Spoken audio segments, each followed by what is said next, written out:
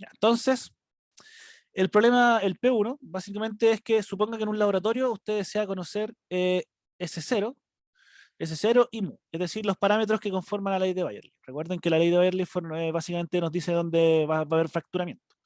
Entonces, dando unos esfuerzos principales fijos, sigma 1 y sigma 3, ¿ya? Recuerden que tenemos cierta cantidad de esfuerzos principales, que son los que nosotros en general en las muestras, cuando tenemos, por ejemplo, testigos de rocas, uno lo va aplicando los esfuerzos y va viendo los fallamientos cómo van ocurriendo, ¿cierto? Entonces, estos fueron aplicados con distintos ángulos, donde solo hubo una ruptura, y ese par de rupturas se ocurrió en una sigma n, tau n, ¿cierto? Eso ocurrió en un solo punto. Entonces la pregunta es, encontrar ese 0 y mu, ¿ya? Y la otra pregunta es que con Bayerly demostró que mu es igual a 0,85 para varios tipos de roca en condiciones de sigma n menores a 200.000 megapascales. Calcular el ángulo de fracturamiento, ¿ya? Entonces esas son las dos cosas que hacer. La verdad, la parte B en realidad es hacer la parte A, solamente que después ponerle numeritos nomás, ¿ya? Entonces, recordemos un poco de cosas. Recuerden que ese 0, entonces, es el parámetro que nosotros asociamos a la cohesión del material, ¿cierto? Un parámetro, una cierta cohesión de material. Y mu equivale a decir un coeficiente de roce, ¿cierto? Equivalen a decir ese tipo de cosas. Ya, esas son como las implicancias un poco más físicas. Ya, las implicancias matemáticas, ¿cuáles son? Las implicancias matemáticas están asociadas entonces a la ley de Bayerly, ¿cierto? ¿Dónde la tenemos acá? La ley de Bayerly, recuerden que entonces son la relación entre los esfuerzos de cisalle y los esfuerzos normales, ¿ya? ¿Y cuál es la gracia entonces? Que la ley de Bayerly establece un criterio de una recta, ¿cierto? Donde en esa recta, tanto S0 como mu forman parte matemáticamente. ¿Ya? Entonces, matemáticamente, mu equivale a decir la pendiente de la recta de Bayerly y ese 0 equivale a decir su coeficiente de posición, ¿cierto? El valor donde corta el eje Y, ¿ya? Entonces, esas son las dos cosas que necesitamos. Bueno, ahí como ahí con eso uno ya puede hacer harto con esa ecuación, ¿cierto? Uno puede jugar un poco puede despejar ese 0, puede jugar con los ángulos, el ángulo teta del círculo de Moore. Recuerden ese tipo de cosas, ¿ya? Eso lo hicimos creo que en el auxiliar. Entonces, ¿ya? Eso es lo que nosotros tenemos. La ley de Bayerly, entonces, recordemos el criterio para que haya un fallamiento en algún tipo de experimento, ¿cierto? Entonces, nosotros hacemos tau igual a mu sigma n más S0. ¿Y cuál es la pregunta? Nos piden encontrar entonces estos dos parámetros que están asociados a la ley de Bayerly, ¿ya? ¿Ya? En respecto a eso, uno puede hacer varias cosas dependiendo de cómo sea el problema, ¿ya? Porque, por ejemplo, uno puede ver cuál es el criterio, dado que hay solamente un par de rupturas, sigma n y tau n, quiere decir que entonces en un punto tocó al círculo de Moore, ¿cierto? En un punto tocó la descripción de los esfuerzos. Recordemos que el círculo de Moore, a su vez, es la descripción de los esfuerzos que están ocurriendo dentro del experimento, ¿ya? Y entonces hay un fallamiento en un solo par, ¿cierto? En un par que está descrito por una recta, que es la recta que toca el círculo de Moore, ¿cierto? Entonces, ¿hay alguna duda con esto? ¿Alguna duda con esto entonces? No, ya. Entonces, continúo. Entonces tenemos la ley de Bayerly, que es, entonces, como les decía, entonces es nuestro criterio, que está asociado a nuestro tema que está asociado entonces al fracturamiento de nuestro círculo de Moore, donde se toca en un solo punto, sigma n barra, tau barra, donde son esos puntos de toque, ¿ya? La gracia es que entonces, dependiendo de los parámetros de cohesión y dependiendo del roce, la recta va a ser diferente y puede tocar al círculo de Moore en distintos puntos, ¿cierto? Tal vez me faltó poner acá, que bueno, acá son los dos tetas. Recordemos, a ver si lo puedo rayar acá. Ya, fino, no me deja rayar acá esta versión de Zoom, pero aquí donde tengo el mouse, donde está el I igual mx más n, recordemos que aquí tenemos el ángulo 2 teta, ¿ya? Ahí es donde tenemos el ángulo 2 teta. Entonces, ¿cuál es la gracia? Nosotros vamos a tener que, para la pendiente de esta recta, la pendiente de esta recta es la pendiente de mu, ¿cierto? Entonces, como tenemos la pendiente de la recta de Bayerly, que es mu, podemos hacer un par de juegos con las pendientes, ¿ya? El primer juego que vamos a hacer con la pendiente, ¿ya? Mucho de en realidad de la verdad de la pregunta en sí, que, o sea, más de lo que ustedes lo que van a tener que hacer va a ser un poco el juego un poco matemático de la relación entre Bayerly y el círculo de Moore, ¿ya? Entonces, lo primero, entonces, si nosotros establecemos que la recta de Bayerly toca en un punto al círculo de Moore, nosotros sabemos que dado que es una tangente a una circunferencia, quiere decir que el radio forma un ángulo de 90 grados con la recta, ¿cierto? El radio forma entonces 90 grados con la recta. Por lo tanto, cuando dos rectas chocan en 90 grados, tenemos relaciones, ¿ya? Tenemos ciertas relaciones matemáticas, ¿ya? Entonces, lo primero, si nosotros establecemos como el radio del círculo de Moore, como si fuera una recta, ¿ya? Como si fuera una recta, entonces nosotros podemos aplicar lo que sería como la típica fórmula de la pendiente, ¿cierto? I2 menos I1 dividido en X2 menos X1, en donde en este caso tau barra es igual a tau barra sobre sigma n menos Cx, donde Cx corresponde a las coordenadas del centro, equivalen a decir que son entonces son nuestros valores de X2 y X1, ¿cierto? Y el I2, ¿cierto? Entonces, de esa forma podemos establecer que el radio del círculo de Moore forma una recta que tiene esa pendiente, ¿cierto? Ya. Entonces, con eso ya podemos empezar a jugar un poco más matemáticamente, ¿ya? En particular, esta relación no la vamos a usar tanto, pero solamente se las quería dejar ahí porque puede ser útil tener este tipo de relaciones, ¿ya? Entonces, recuerden, pues, tenemos que involucrar un poco más matemáticamente las leyes de Bartley y las leyes de Amo y las leyes y el círculo de Moore. ¿Ya? Como les digo, revisen bien la clase del profe que les puede servir mucho de ayuda, en particular de esta parte del círculo de Moore y de cuando hace la ley de Bayer. ¿Ya? Otra relación que es útil, ¿ya? Pero mira qué relación más útil. Que m igual a tangente de 2 tetas, ¿ya? La m, es decir, la pendiente va a ser igual entonces a la tangente del ángulo que estamos asociados. Entonces, en este caso, tenemos que la pendiente igual a ser 2 tangente de 2 tetas, cosa que nosotros podríamos asociar de esta manera, ¿cierto? Entonces sería que la tangente de 2 tetas equivale a decir tau barra sobre sigma n barra menos cx, ¿cierto? Eso sería entonces nuestra tangente de 2 tetas, ¿ya? Entonces, ya esa es la gracia. Ahora, matemáticamente, ¿qué es lo que está pasando? Como matemáticamente tenemos dos rectas que están perpendiculares, que en realidad es lo que va a pasar con la ley de Bayerly, ¿cierto? La ley de Bayerly nos va a decir que tenemos entonces una recta que va a ser tangente, que va a tocar en un punto, entonces nos dice que, pues, entonces dado que va a ser tangente, tenemos la propiedad de las circunferencias que van a ser 90 grados entre las dos, ¿cierto? Por lo tanto, si nosotros queremos ver la perpendicularidad de eso, nosotros recordamos que hay una propiedad que nos dice que la pendiente, por la multiplicación de las dos pendientes, nos va a dar menos 1. Por lo tanto, nosotros podemos tener una relación entre el mu y las pendientes. ¿Ya? Entonces, como porque mu es la pendiente de la recta de Bayerly, por lo tanto, podemos despejar mu podemos despejar mu a partir de la pendiente de la otra recta, la cual está asociada entonces a menos 1 sobre tangente 2 teta. ¿Ya? ¿Se va entendiendo entonces? ¿Alguna duda?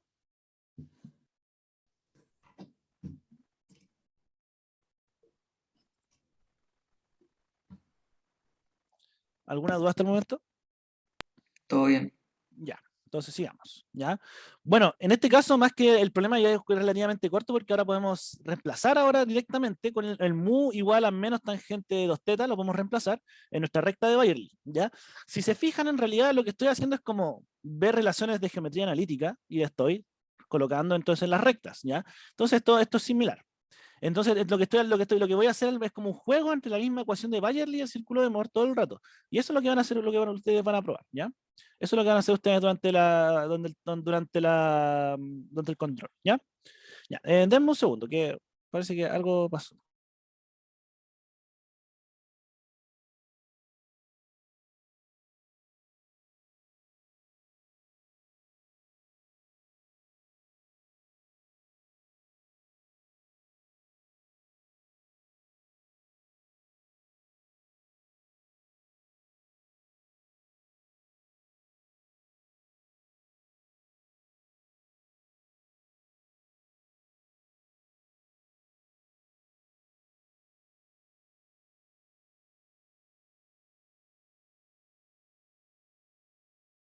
Ya, ahora sí, volvamos. Ya, entonces, como les decía, entonces, tenemos nuestra ley de Bayerly, ¿ya? Tenemos la ley de Bayerly, cual podemos usar como una recta que está asociada entonces a nuestro círculo de Moore, ¿ya? Entonces, en este caso ya podemos despejar ese cero, ¿cierto? Porque ya sabemos que mu es igual a menos 1 sobre tangente de 2 teta, ¿ya? Y ese tangente de 2 teta nosotros lo podemos reemplazar directamente, donde el S0 entonces es igual a tau barra más 1 sobre tangente de 2 teta y sigma n, ¿ya? Entonces equivale a decir que reemplazar los valores, los valores en la ley de Bayerly y despejar ese cero, ¿ya? Si se fijan, el problema en realidad es relativamente corto. La verdad, esto es lo que hace más o menos algo parecido. Ya va a ser como relativamente corto lo que tienen que hacer, pero la idea es que se ingenien como un poco la parte ahí matemática para argumentar, ¿ya? Esa va a ser la gracia, como lo que ustedes van a tener que hacer. Bueno, en la siguiente pregunta nos dicen que tenemos que Bayerly demostró que es muy igual a 0,5 para varios tipos de roca en condiciones de esto y calcular el ángulo de fracturamiento. Entonces, básicamente nos equivale a decir que entonces si mu es 0,85, con eso podemos despejar teta, y que es aproximadamente menos 25 grados, ¿ya? ¿Qué sería el ángulo de fracturamiento? Bueno, claramente menos 25 grados podemos interpretarlo como otro tipo de ángulo, pero se entiende la idea, ¿ya? Entonces, dudas de esto, ¿ya? Como les digo, tienen que tener entonces como un poco las relaciones de Bayerly, más o menos ahí las que tienen que tener bien claras, ¿ya? Más o menos lo que decimos en el auxiliar de Moore, y también lo que el profe hizo en clase, ¿ya? Entonces, ¿alguna duda? Eh, yo, ¿Sí? que llegué un poquito tarde, entonces sí, alcancé a llegar a la explicación de la parte más matemática ahora al final, pero un poquito un repasito pequeño de las relaciones de Bayerly. Bueno, la relación de Bayerly, la que es más importante en realidad es esto, de que tenemos que, lo que implica físicamente es que tenemos un fracturamiento, ¿cierto?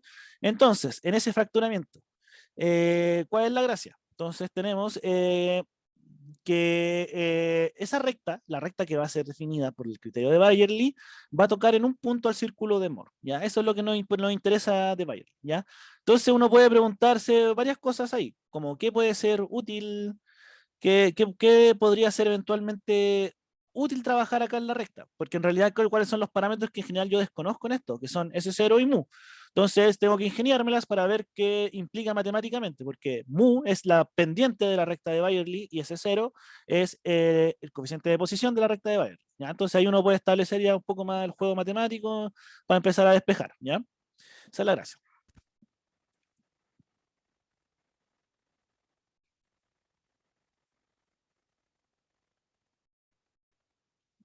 Ya, entonces, bueno, y creo que, como siempre, también el libro siempre va a ser una gran ayuda para esta parte, que cuando habla de la ley de Bayerly, ahí podría ser de harta ayuda, ¿ya? Siempre recuerden, el libro es fundamental. Ya.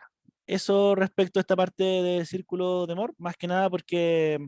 Ah, bueno, y aquí tal vez aquí un tema que nos faltó mencionar, más que nada, pero ese está en la auxiliar anterior, que es el tema de la relación con el manteo, ¿ya? Creo que el profe hizo un desarrollo más grande de eso. Vean entonces el desarrollo del manteo, ¿ya? De cómo relacionamos manteo con el ángulo de fracturamiento, ¿ya? Esas son como las cosas importantes yo creo que tienen que tener en cuenta al menos para esta parte del control, ¿ya?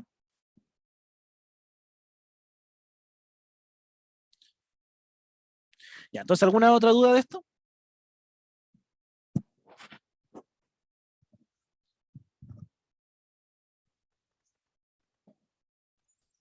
No. En realidad esto va para que pasemos a la parte de calor, ¿ya? Ya, entonces vamos a la parte de calor ahora, que también es un problema no tan largo. Ya, entonces, de calor. ¿Qué es lo que ustedes en general saben de estos problemas de calor? Que en general uno lo que hace es un balance de calor dependiendo del modelo que quiera hacer, ¿cierto? Nosotros tenemos ciertos modelos de transferencia de calor. Uno puede decir el calor que sale, el calor que sale y el calor que entra, ¿ya? Entonces, ¿cuál es la gracia? dependiendo de lo que yo quiera trabajar, vamos a ver distintas variaciones. Entonces, por ejemplo, en este caso lo que tenemos es una, ¿cómo se llamaría esto? Un caparazón, ¿cierto? Tenemos un caparazón de cierto grosor, un caparazón hueco, y ese caparazón está brotando calor, ¿ya? Entonces hay ciertas emisiones de calor, hay producción de calor interna. Entonces el calor está siendo distribuido de la forma en que se ve en la figura, ¿cierto? Así hacia afuera, radialmente. Entonces aquí algo que ustedes no necesitan saber, pero tal vez les valdría la pena estudiar igual, de todas formas, que es hacer el balance de calor. Si uno hace el balance de calor de esta figura, va a llegar a la siguiente ecuación de tasa de producción de calor, que básicamente es cómo varía el calor a través de los radialmente. ¿Ya? Entonces, el calor radialmente va a variar según la siguiente ecuación diferencial, donde claramente, dependiendo de la situación, van a tener distintas, dependiendo del modelo de lo que están haciendo, van a tener distintas ecuaciones a las cuales se llegan. ¿Ya? Entonces,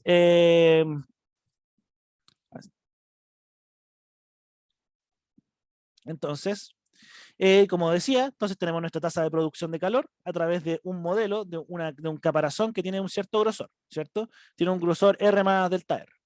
Si uno hiciera el balance de calor dentro de este caparazón, si uno hace el balance del caparazón, entonces vamos a llegar a una ecuación diferencial de producción de calor, ¿ya? Como les decía, dependiendo del modelo, puede ser el modelo de placas, por ejemplo, usando placas tectónicas, pueden usar un semiespacio infinito, lo que sea. Cada modelo va a responder distinto a cómo ustedes hagan el balance de calor y les va a dar cierta ecuación, ¿ya? En este caso, lo que nos va a dar de ecuación va a ser que dQr sobre dr es más 2qr sobre r es igual a ρh, ¿ya? Entonces tenemos una tasa, y donde h es la tasa de producción del calor por unidad de masa, ¿ya? Eso es lo que nos importa desde la ecuación de h. Entonces, ¿qué es lo que nosotros queremos despejar de acá? Nosotros nos gustaría tener un modelo de temperatura. ¿Cómo podemos sacar un modelo de temperatura acá? Entonces esto es relativamente sencillo asumiendo ley de Fourier. La ley de Fourier sigue siendo válida en estos dominios. Por lo tanto, QR te va a tener que ser igual a menos la conductividad térmica de T de la derivada de la temperatura respecto al radio, ¿cierto? Porque nosotros estamos asumiendo en este caso que la distribución de temperatura es uniforme. Por lo tanto, solamente varía radialmente, ¿ya? Entonces nuestra temperatura solamente va a variar radialmente, por lo tanto la temperatura solamente varía respecto al radio, por lo tanto tenemos una derivada respecto al radio en la ley de Fourier, ¿ya? Entonces lo que nosotros podemos hacer acá es derivar esta ecuación, podemos derivar la ecuación de la ley de Fourier y también podemos usarla tal como está ahora para poder reemplazarlo en nuestra tasa de producción de calor, ya nuestra ecuación de la producción de calor, ¿ya? Entonces, eso nosotros lo vamos a trabajar, lo pasamos entonces a nuestra ecuación, lo reemplazamos y podemos notar que nos va a llegar acá, bueno, acá va a ser como ustedes van a querer resolver esto, ¿ya? Va a depender ahí. Básicamente van a tener que integrar, ¿cierto? Integrar 2 veces, dependiendo del problema. En este caso era un poco más, queda una ecuación un poquito más larga, por lo tanto acá lo que se hace básicamente es que esta derivada que está dentro del paréntesis es simplemente la derivada del radio por r cuadrado de t de r, ¿ya? Por regla de la cadena, entonces va saliendo los otros términos. ¿Ya? Entonces, luego de eso, entonces procedo a integrar esta ecuación y la integración de esta ecuación, entonces me va a botar dos constantes, ¿cierto? Una C1 y un C2, dos constantes de integración. Entonces, las constantes, ¿qué es lo que va a ocurrir? De nuevo, como siempre hemos trabajado ya en lo largo del curso, va a depender de nuestras condiciones de borde, ¿cierto? Entonces, vamos viendo nuestras condiciones de borde. Ya, entonces nuestra condición de borde 1. Si se fijan, tengo un C1 sobre R, ¿cierto? ¿Y cuál es la gracia? Si tengo C1 sobre R, ¿qué es lo que va a ocurrir con esto? Si achico el radio, si hago que R sea 0, entonces R va a ser 0 acá y esto puede explotar, ¿cierto? Va a diverger. Entonces nos va a generar un modelo de temperatura, el cual diría que en el origen diverge. Cosa que a nosotros no nos interesa, ¿cierto? Eso no tendría sentido para nosotros. Por lo tanto, ¿qué es lo que vamos a asumir? Que la constante C1 entonces va a ser 0, ¿cierto? Entonces C1 eso va a ser 0. Ahora, ¿cuál es la siguiente condición que necesitaríamos saber? Necesitamos ahora una condición de C2. ¿Y qué es lo que vamos a decir entonces? Que esto ya es como lo súper esto, mira, pero mira qué hint este. Pero mira, asumamos que R igual a con una tasa de producción de calor interna homogénea. Entonces nosotros vamos a decir que en general para este tipo de cosas, como en superficie, ¿ya? En superficie vamos a tener una T0 y también vamos a tener como un Q0, por así decirlo, ¿ya? Que está asociado a estos dos. Entonces vamos a tener asociadas unas constantes en nuestra superficie.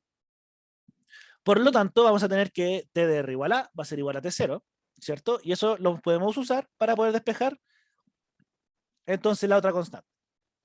Ya, entonces, ¿alguna duda hasta ahora?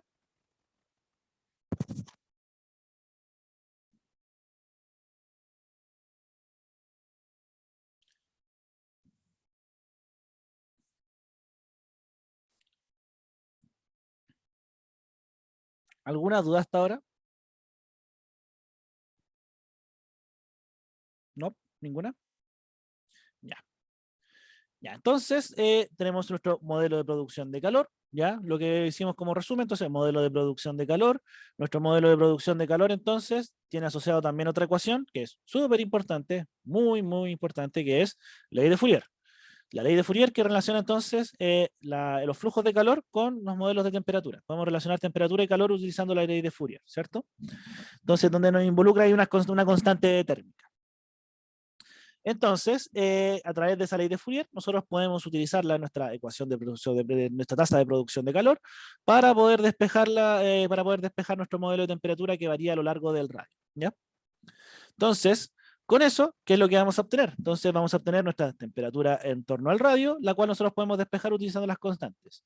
Entonces, bueno, aquí está también lo que yo les mencionaba, que para que la temperatura en R sea, bueno, converja, entonces en R tendiendo a 0, se necesita que la constante C1 sea 0, ¿cierto?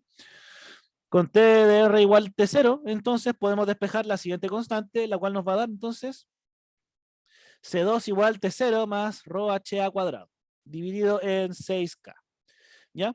Eso es lo que nos va a dar la siguiente constante al reemplazar este valor del T0 respecto en nuestra ecuación. ¿Ya? Entonces, ¿qué es la siguiente pregunta? Podemos sacar entonces cuál sería el flujo de calor en la superficie, ¿cierto? Que es lo que yo les mencionaba, que puede haber un Q0 que lo podemos calcular. Entonces, lo primero, TDR entonces nos va a quedar igual a T0 más ρh más 6, dividido en 6K de A cuadrado menos R cuadrado, ¿ya? Bueno, aquí una cosa interesante tal vez no más que mencionar, que me pareció curioso, que esto se parece mucho a la solución de cosas que hemos visto en mecánica, que se vieron en mecánica de fluidos, para los que estaban en el curso. Ya, esta solución tiene una cierta, se parece a ciertas soluciones que hemos visto, ¿ya? Entonces, bueno, eso se puede ver como si fuera porque la temperatura es como un campo de temperatura, entonces cuando hablamos de los campos de velocidades también de los fluidos, como que hay como ciertas similaridades, ¿ya? Pero eso, tal. Ya, entonces, con esto podemos llegar entonces a nuestro campo de temperatura, el cual varía radialmente, entonces, y la variación radial no se nos va a quedar de esta forma sin las constantes, entonces con eso ya podemos sacar TDR. Si lo quieren ver es como sacar la geoterma, ¿cierto? La geoterma TDR. Entonces, ahora, ¿cuál es la gracia? Podemos volver a aplicar ley de Fourier, ¿cierto? Porque la ley de Fourier nos dice que entonces la tasa de producción de calor, ahora general, porque antes lo que usamos fue simplemente la tasa de producción respecto al QR, entonces de forma general nosotros podemos reemplazar nuestro QDR general utilizando nuestra temperatura general, ¿cierto? Podemos devolvernos el paso que hicimos acá donde utilizamos de TDR. Entonces, aplicamos la ley de Fourier, QDR igual a más ρh sobre 3K por R, lo cual eso va a ser la derivada de esta cosa de aquí, la derivada de la temperatura nos va a botar esto de aquí, ¿cierto? Porque esto es constante, ¿cierto? Esto también es una constante, se va a botar el 2, se va a la derivada de la potencia, la ley de Fourier tiene un negativo, por lo tanto este menos se cambia a más ahora, ¿ya? Son todos esos tipos de pasos matemáticos. Y con eso llegamos entonces a que podemos calcular entonces un Q0, ¿cierto? ¿Qué vendría siendo Q0? Q0 entonces es la tasa de producción que es el calor que tenemos en superficie. Entonces, eso quiere decir que esta tasa de calor que nosotros tenemos en Q, en R igual a, ¿cierto? Es Q de R igual a. Entonces, eso es lo que nosotros lo llamamos Q0, el cual tiene asociado su T0, ¿cierto? T0 y Q0 están asociados. Entonces, con eso nos va a dar que la tasa de que el calor en superficie va a ser ρh por A sobre 3, ¿ya? Entonces, con eso sacamos el calor superficial, el calor de superficie. Entonces, ¿alguna duda con esto?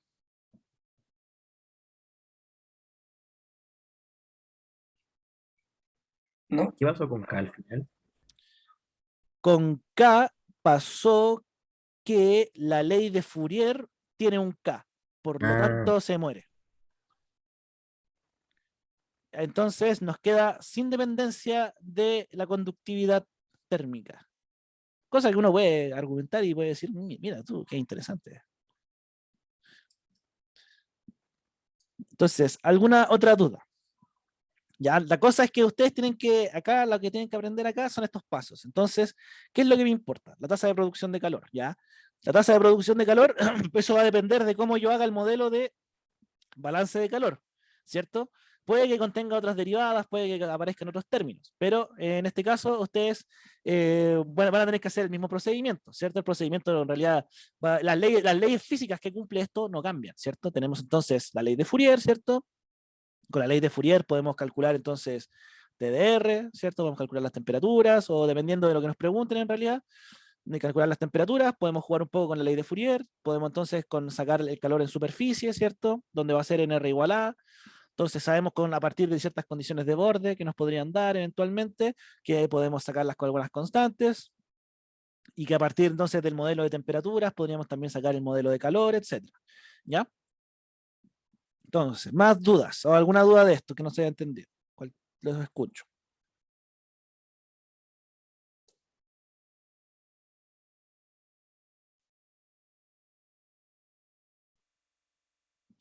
Bueno, este es un problema que yo adapté del Turcotte, básicamente. No están viendo la pantalla, ¿cierto? No. Ah, ya. Exactamente justo lo que eso quería. Ya, entonces,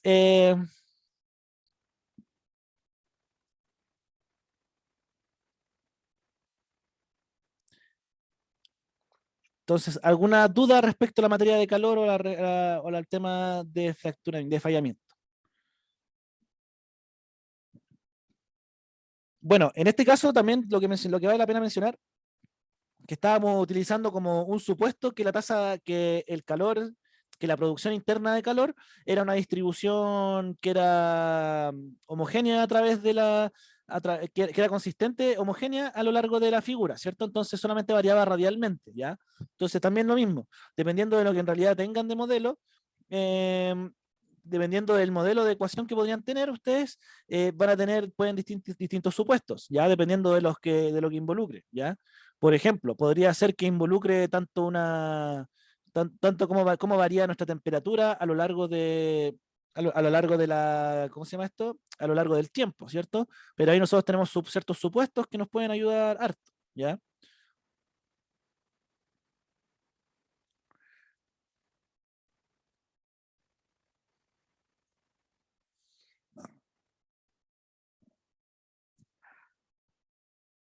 ¿Ya? Bueno, y también la tasa de producción de calor es una ecuación que uno puede uno podría llegarla tanto en un modelo termal como de temperatura o como en un modelo de calor, ¿ya? Entonces ahí más que nada recordar la grandiosa ley de Fourier, que nos permite relacionar ambas.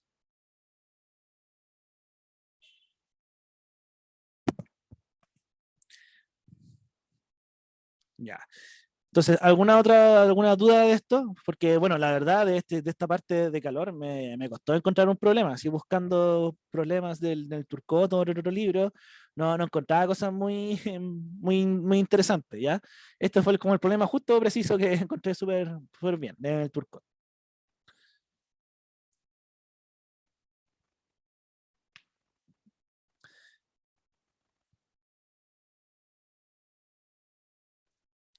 Ya, entonces, ¿más dudas o algo? ¿Algo que no haya quedado claro de alguna materia? ¿De alguna parte de la materia?